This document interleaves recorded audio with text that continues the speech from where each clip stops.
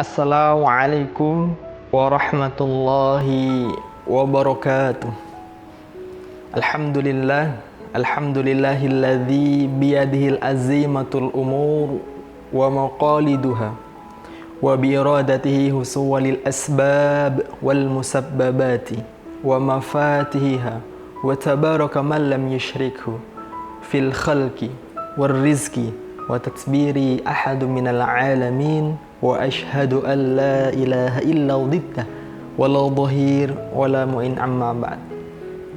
Para pemirsa penonton TV yang insyaallah dirahmati Allah Subhanahu wa taala. Momentum yang berbahagia ini, marilah kita bersyukur kepada Allah Subhanahu wa taala karena banyak sekali kenikmatan yang Allah Subhanahu wa taala berikan kepada kita. Mulai dari bangun tidur, kita masih diberikan nafas secara gratis. Sampai kemudian kita tidur kembali, Allah berikan aktivitas keseharian dengan lancar. Maka kita patut bersyukur kepada Allah Subhanahu wa taala. Allah Subhanahu wa taala berfirman di dalam Quran surah An-Nahl ayat 18, "Wa in ta'uddu ni'matallahi la tuhsuha."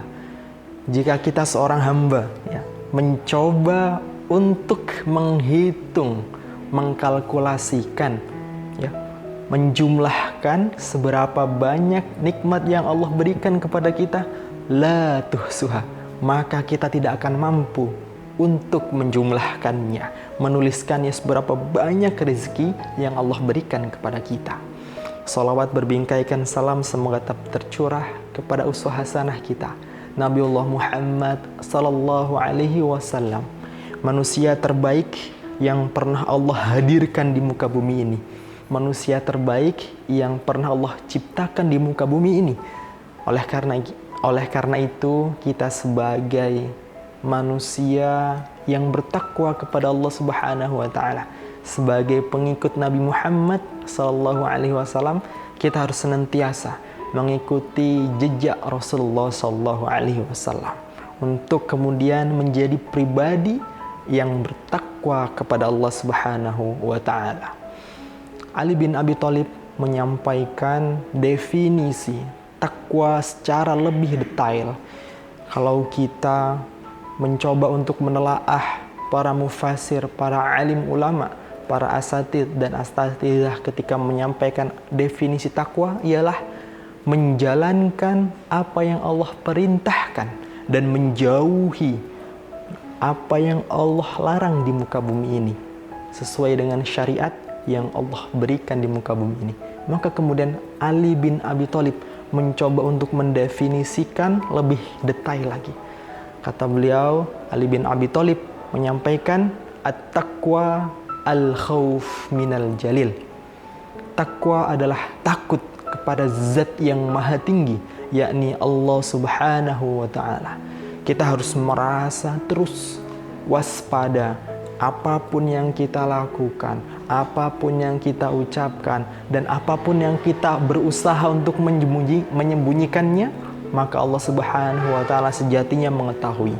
Maka mari kita lakukan amalan-amalan kebaikan tanpa henti. Kita ucapkan ucapan kalimat-kalimat thayyibah, kalimat-kalimat yang baik agar mendatangkan ridho dari Allah Subhanahu wa taala. Takwa menurut Ali yang kedua adalah wal amalu bitanzil. Melakukan amalan, melakukan suatu perbuatan sesuai dengan at-tanzil, sesuai dengan yang Allah Subhanahu wa taala turunkan berupa Al-Qur'an. Maka kita melakukan aktivitas kehidupan sehari-hari harus berpedoman kepada Al-Qur'an, karena Al-Qur'an adalah petunjuk hidup bagi umat Islam, petunjuk hidup bagi umat beriman. Guide life, guide book, petunjuk hidup bagi kita semua untuk kemudian kita jadikan sebagai panduan, sebagai pedoman dalam menjalankan kehidupan sehari-hari agar tidak melenceng dalam melakukan suatu tindakan, melakukan suatu aktivitas dalam kehidupan sehari-hari agar mendatangkan ridho dari Allah Subhanahu wa taala. Kemudian definisi takwa yang selanjutnya, wal qanaa'atu bil qalil.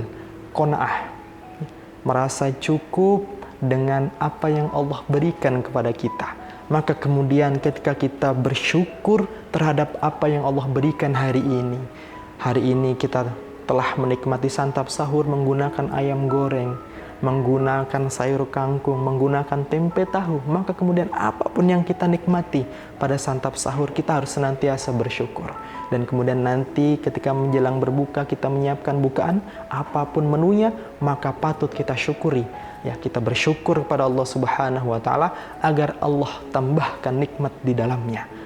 Quran surah Ibrahim menjelaskan, la in syakartum la azidannakum wa la in kafartum inna adzabi lasyadid.